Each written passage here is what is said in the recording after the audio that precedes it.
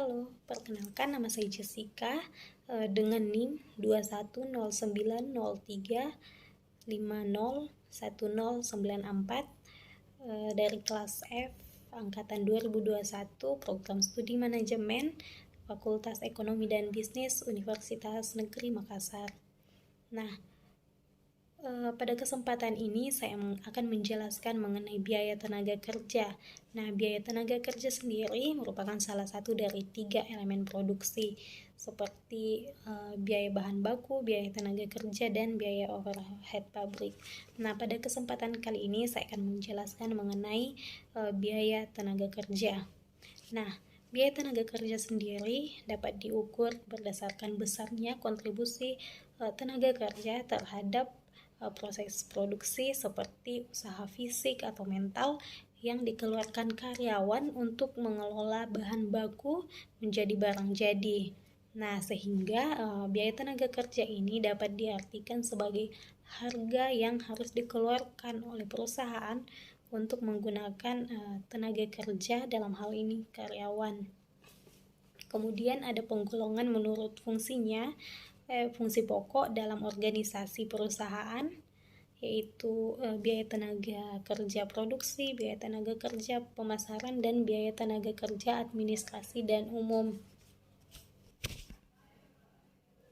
Biaya tenaga kerja produksi sendiri itu semua biaya yang dikeluarkan untuk semua kegiatan produksi. Nah, seperti gaji karyawan pabrik, biaya kesejahteraan karyawan pabrik, upah lembur karyawan pabrik, upah mandor pabrik, dan upah manajer pabrik. Kemudian biaya tenaga kerja pemasaran itu semua biaya yang dikeluarkan untuk semua kegiatan pemasaran seperti upah karyawan pemasaran, biaya kesejahteraan karyawan, terus biaya komisi pramuniaga, kemudian biaya gaji manajer pemasaran. Kemudian yang ketiga itu biaya tenaga kerja administrasi dan umum, yaitu gaji karyawan dan biaya kesejahteraan karyawan, bagian akuntansi, bagian personalia, dan bagian sekretariat. Nah, adapun penggolongan menurut kegiatan departemen-departemen dalam perusahaan ada 2, yaitu departemen produksi dan non-produksi. Nah, departemen produksi yaitu semua yang berhubungan langsung dengan proses produksi. Kemudian untuk departemen non-produksi seperti akuntansi, personalia, dan pemasaran. Kemudian ada penggolongan menurut hubungannya dengan produk. Yang pertama yaitu upah tenaga kerja langsung, dan yang kedua yaitu upah tenaga kerja tidak langsung.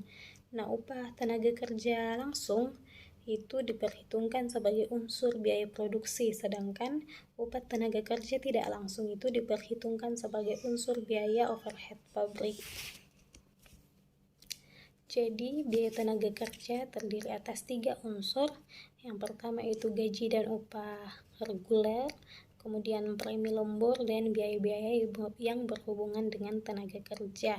Nah, gaji dan upah reguler ini yang biasa, yang sudah disepakati di awal, yaitu gaji dan upah bruto yang sudah disepakati, yang biasanya sudah dikurangi dengan potongan-potongan seperti pajak penghasilan dan biaya-biaya asuransi lainnya. Kemudian produktivitas dan biaya tenaga kerja. Produktivitas tenaga kerja mengembangkan hubungan antara output dan input yang dihasilkan oleh tenaga kerja. Nah, output dapat meliputi barang atau jasa yang dihasilkan, sedangkan input yang dikeluarkan merupakan sumber daya ekonomis yang juga dapat meliputi barang atau jasa yang dikorbankan. Produktivitas dapat digambarkan sebagai efisiensi penggunaan sumber daya perusahaan. Produktivitas yang semakin tinggi dapat dicapai dengan semakin efisiennya proses produksi. Nah, produktivitas dinyatakan meningkat apabila output bertambah dan input yang sama, atau output tetap dengan input yang semakin kecil, atau output bertambah dengan input yang lebih kecil, atau output dan input bertambah dengan proporsi penambahan output lebih besar dibandingkan dengan penambahan input. Kemudian yang terakhir, output dan input berkurang dengan proporsi penggunaan output yang lebih kecil dibandingkan dengan penggunaan input. Namun, peningkatan produktivitas tenaga kerja tidak terjadi begitu saja tanpa direncanakan. Nah, tingkat produktivitas yang dikehendaki harus direncanakan dengan baik. Perencanaan untuk memperbaiki produktivitas harus dapat diimplementasikan dan sesuai dengan kondisi perusahaan.